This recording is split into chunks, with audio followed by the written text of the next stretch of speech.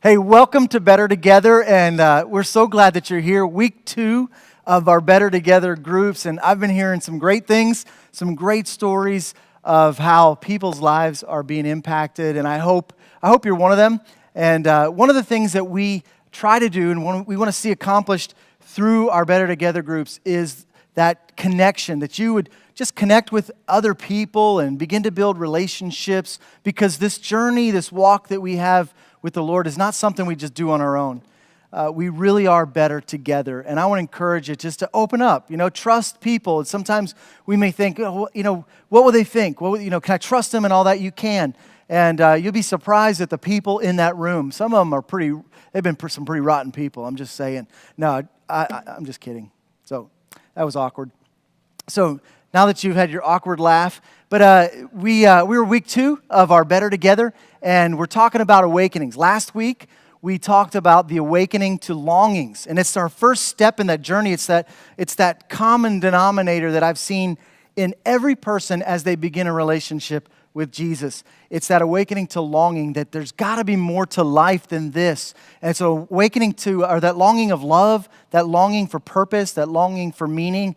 And you had time last week to just talk about that. And what were some of those longings that maybe drew you or led you away from the Lord and away from the Father, and how God used that to bring you back. And see, it's that awakening to longing that kind of stirs something in us, which brings us to the second point in the series, and that's the awakening to regret.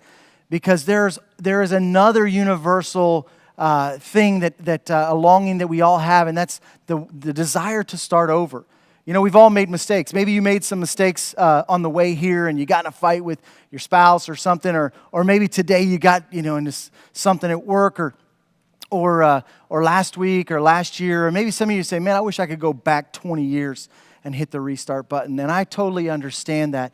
And there is a desire in us to be able to start over. It's that awakening to regret. It's that awakening to the desire to start over that is so important. And as you read through the passage of Scripture and the prodigal son, the lost son in the story, there was a point in this lost son's life where it says in verse, I believe it's 17, it says, he came to his senses.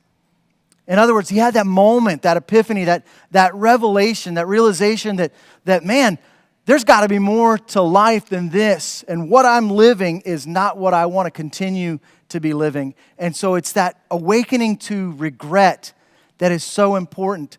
But here's what I've found is that a lot of times people just stay there.